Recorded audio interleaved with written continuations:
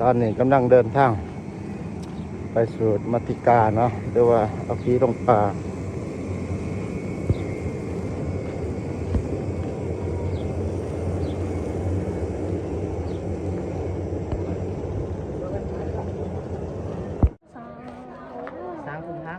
ตอนนี้ก็เลยเคลื่อนย้ายศพเนาะมันเน้นซื้อ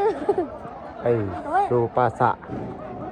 มันนั่งจะเคลื่อนย้ายออกจากเคลื่อนของสุเกี่ยวมรณภาพ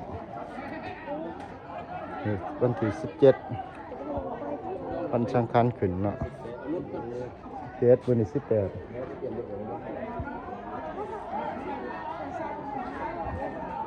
อยู่เฮือนของผู้เกี่ยวเอง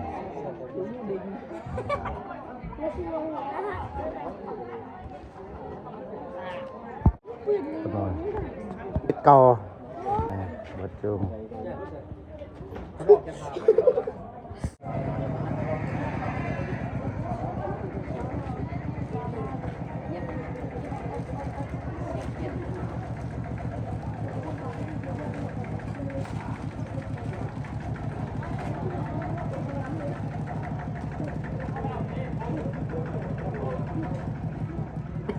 เอาไปรถ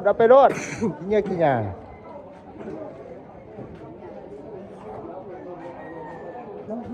ลูกคันเดิมมาช่วยพาให้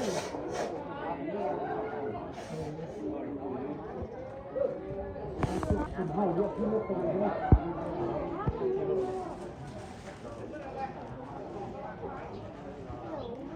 กำลังเคลื่อนย้ายออกมาตาเคลื่อนนี่มากระโปะ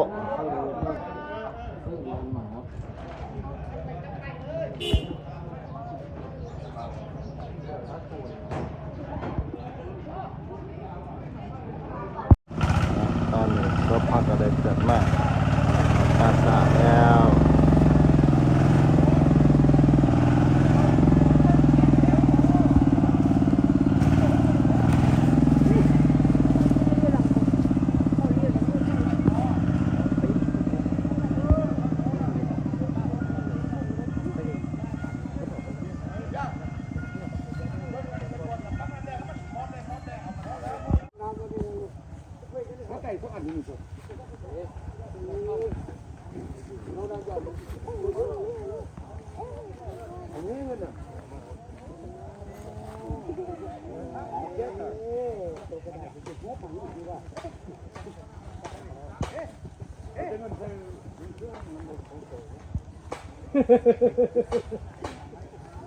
แม่ไปนุ่งอาบน้ำสมองน่ะ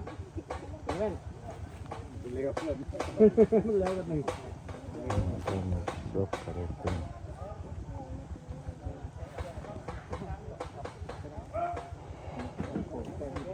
เคลื่อนย้ายขึ้นสู่กองพรมันเป็นข้าวอยู่เด้กันทั้งคุยมันเด้บ้านนอกจ้าทั้งนั้นนะจ้าทั้งบ้านได้เด้เนี่ยบ้านได้ใช้งานต้องได้เฮ็ด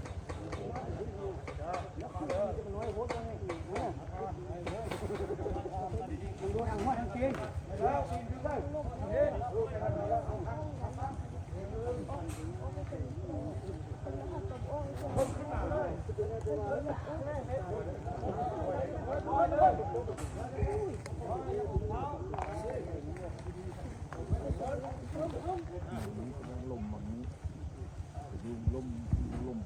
นี่แหละตัวมันจะดำลมข้าวมุงลมได้ให้ไม้คนนี้น่ะไปโลกไงไปน่ะจะว่าเฮงปั๊บ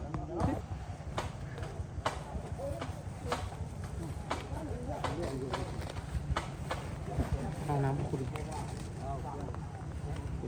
คนยัดแล้วหรือวะคนยัดแล้ว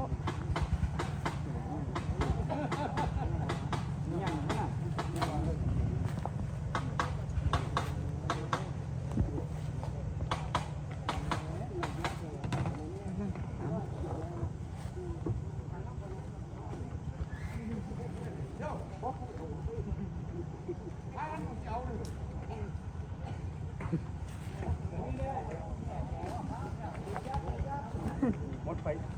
ไม่เดินมาเลย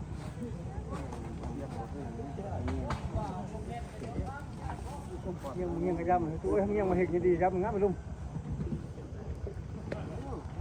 คุณญาติไม่นะ กระโปรงมันนั่นเนาะ คุณญาติคุณญาติลง ไม่บ่เอาคือ ลูกเด็กของคุณลูกเด็ก แล้วบอก ของคุณคือญาติของเราค่ะ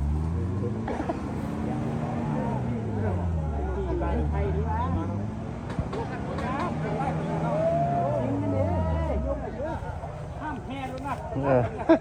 คนมันขึ้นเป็นยังโอ้ยเป็นยังขึ้นมาขึ้นหังเนาะ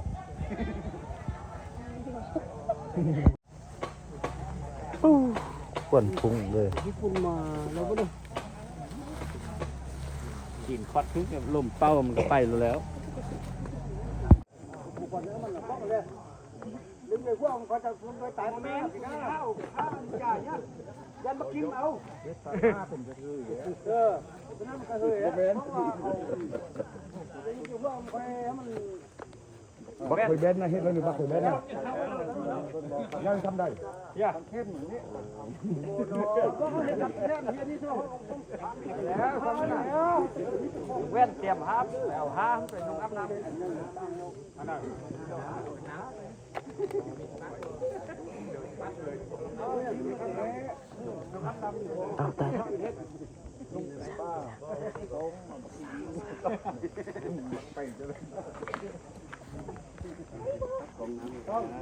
เฮ็ดไหมฟันไหมเฮ็ดไหมของน้ำเป้าเนี่ยน้ำเป้า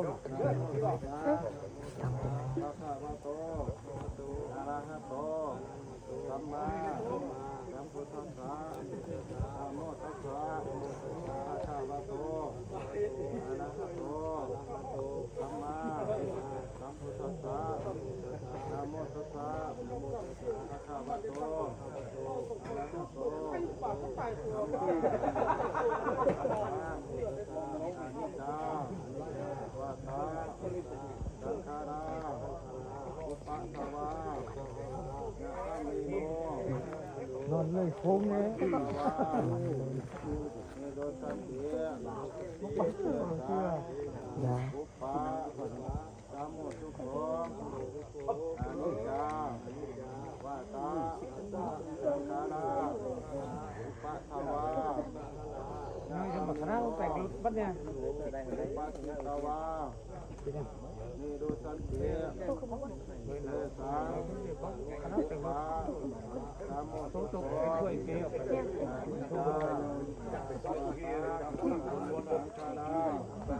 ลงข้างล่าง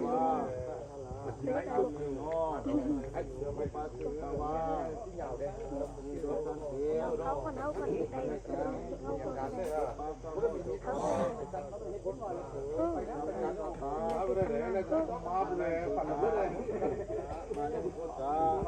สบายดูตรงที่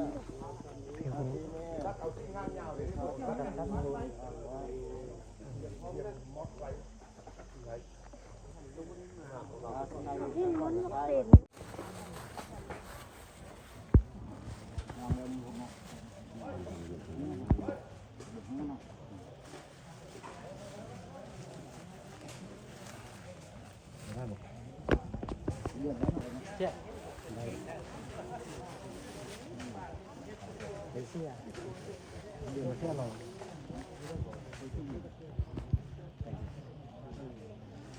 เต็ม